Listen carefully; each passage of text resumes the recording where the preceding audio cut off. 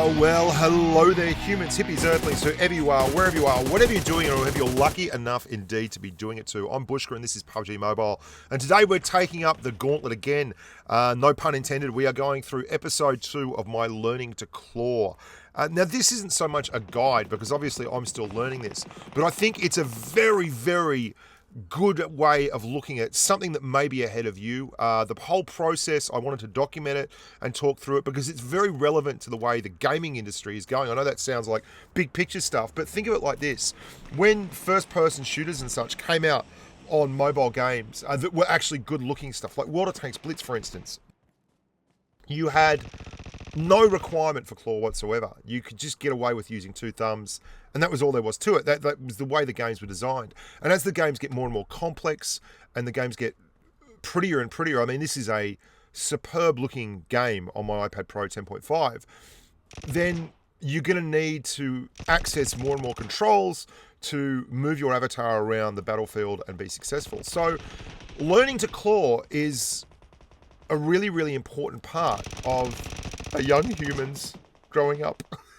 I'm just joking. But it's pretty cool. It's pretty important. I wanted to document it so you guys could get an idea on exactly the pains and the thrills and what's going on.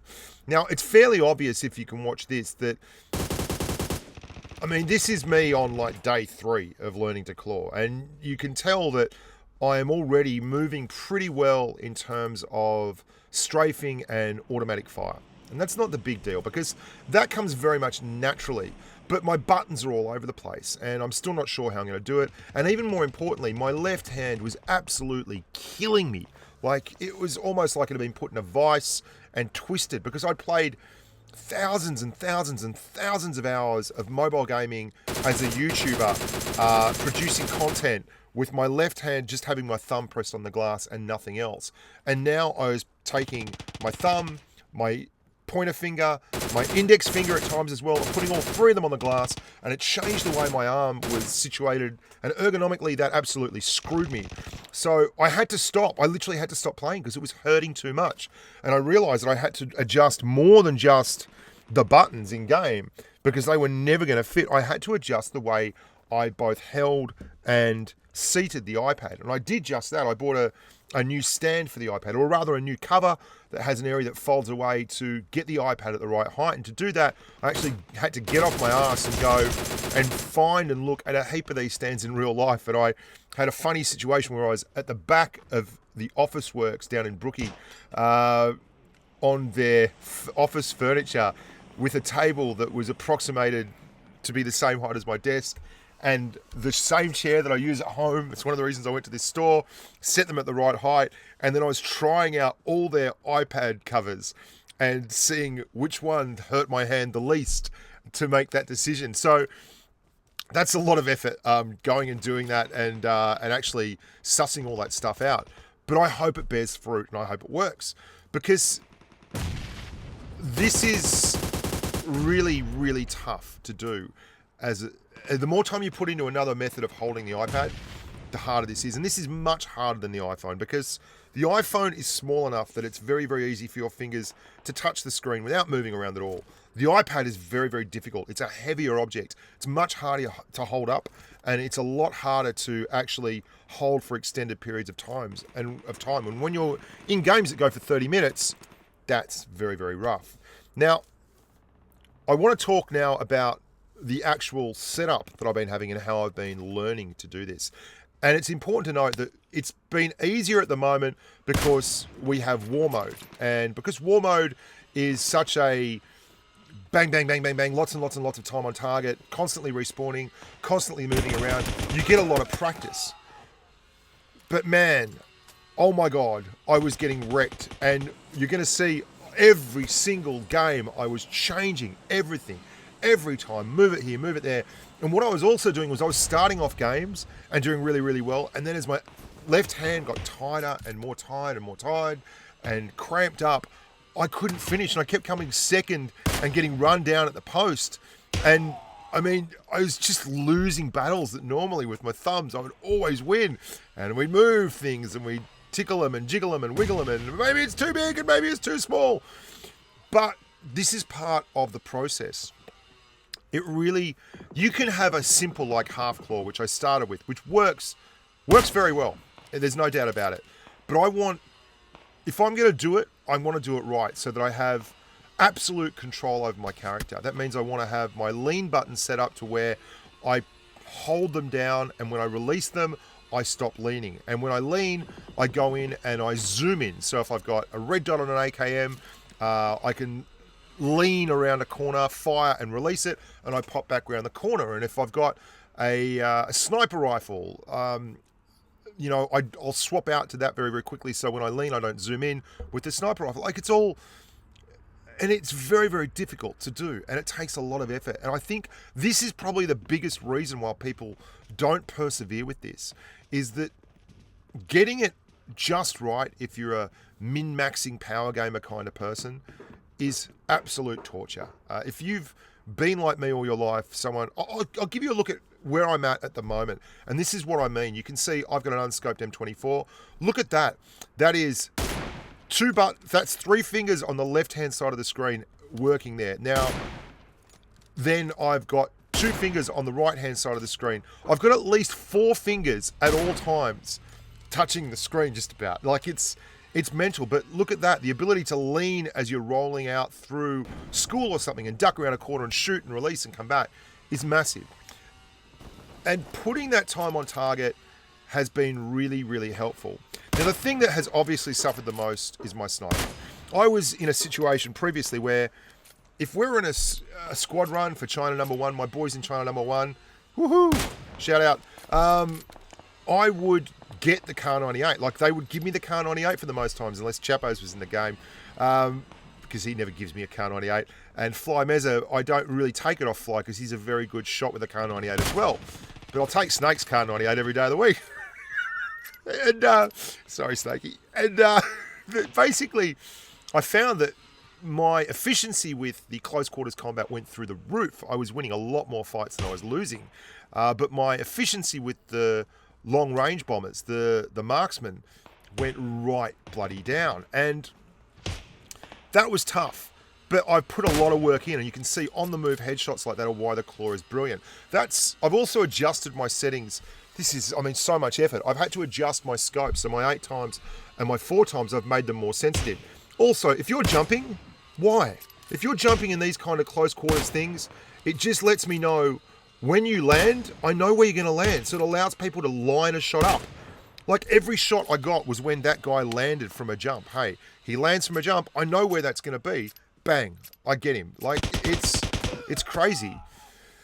So you can see here, I put the time in on target. I've really, really worked hard on it. But this was another game, that one in particular, where I was caning everyone at the start, and then my hand started to seize up. This was all before I got my new iPad stand, and I'm hoping that's going to solve that issue. And you can see, like, again, we've now got back to my kind of current model, which is the lean buttons. But here's the thing, those buttons are kind of pointless unless you're in an area where you're going to lean. So it all becomes very, very difficult. And the loot buttons get in the way. And I've moved the gun around there to the left-hand side. But it's tough. But I'm finding the more and more I play, the more rewarding it is. And so long as I'm willing to take a little bit of a hit right now to get my sniper action up and rolling to where it should be, I'm going to be very much a happy camper in the long run. So why do you go through all this? Because you're meant to be having fun and you're meant to be enjoying yourself in the game. And surely, but look at this, there's the lean, there's my lean. And release. Oh, no, I don't have the release. This is why I had to put the release in there. Because I don't like that moving around sideways like I've broken, my spine and I'm leaning off to the left all the time. I like the ability to lean out and pop back in. It's important to me as a human. But you're right. If you're just playing this game for fun and you want to have a good time, I can see that the claw would be pointless and you might want to stay a thumb player. But here's the thing. How old are you? How many mobile games do you plan to be playing in the future?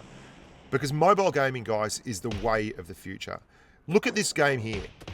Everyone goes, oh, the PC version looks better. Yeah, it does. But it's getting closer and closer and closer and closer. And mobile gaming is a ridiculously large industry. And as the devices get better and better and better, there is going to come a point in time where people are like, well, what's the point of playing the PC version when I can play the mobile version? It looks just as good, and I can take it around with me anywhere I want. And when that happens, you're going to want to be able to claw. Okay? Because clawing at that point in time is going to be a must. Because games are going to be so advanced and games are going to be so complex in terms of control systems compared to Blitz and its thumbs. Blitz is the old game that I really started my mobile career playing. Then you need to get involved in that. So at some level, it's a short-term pain for a very, very long-term gain. And I think that if you look at it from that perspective, you should probably just make the switch and bite the bullet and suck for a week and see where that gets you, because it's going to be very much a... Oh, hello. Thank you. It's going to be something that is very much worthwhile for you as a player to do. Now, how am I going stats-wise with the claw? Well, I couldn't tell you because I've not played any real games that count. I mean, that's not true. I've played some squad matches on Asia, but I'm playing with the boys from China #1, and I mean, I've had one good game I uploaded to YouTube. I think that was up yesterday or the day before, where I had a big mad berserk moment at the end and killed 5 blokes. But for the most part, I play solo FPP for content on the North American server, and I just haven't. Since we last saw me learning the claw, I've not had any solo games on the North American server. My arm gets too tight over the 30 minutes of solo play to actually do it. It's like every 5 minutes I'm taking a break to flex and swing my arm around in the air, and it's just, I needed to get that iPad stand. So hopefully this week we'll get back involved with that, and I can give you a better idea on where we're at with it and what situations I've decided to run with and how the controls are looking, because I would very, very much hazard a guess that the controls may get adjusted again. One thing I will say that I love about this particular mode is you're going to see just one of the last shots you see in the game here is going to be this next little sequence where I actually, after this guy, there's a sniper fight with the bloke up on the hill there, and I'm getting him while I'm strafing left and right, and that's something that you can't do unless you're running claw. You can see here, I'm aiming, I'm going to get a nice shot in here. I'm missing that one, but the chances of getting hit are very, very slim, and you don't do that stop for the shot. Look at this shot, man. That's without stopping moving, always being a little bit tougher to hit than the opposition and still getting that bomb to fall. Anyway, boys and girls, that's me. That's Learning to Claw Part 2, the continued progression and thereof. I hope you're enjoying the series. I find it to be quite interesting to have a live look at this. And if I can get a handle on the crazy setup I've got going at the moment, I will do a hand cam, and you're going to see what looks like a spider on the screen at present. There are a whole lot of fingers and moving bits. I don't know if that needs to be simplified and if it's too complex at the present, but let's find out. So do you even snipe, bro? Leave your comments below. Any questions or any ideas you have for videos, they're always appreciated. I love communicating with you guys. You're pretty awesome humans. And yeah, until next time, look after yourselves and stay safe on the battlefield. Bye for now.